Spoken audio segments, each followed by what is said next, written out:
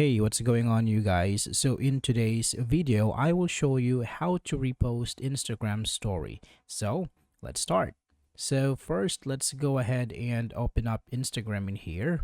Now, say for example, you want to repost this story here. So basically what you can do is you can take a screenshot of the story, right? Like that. And you can go back and just repost it. So you can tap on the plus sign and then tap on this icon right here. Select the one that you took a screenshot and you can actually crop this one like so. And once you're done, you can tap on the next arrow right here and you can tap on share. All right, so that would be all for this video, guys. I hope this is helpful for you. Thank you for watching and see you on the next one.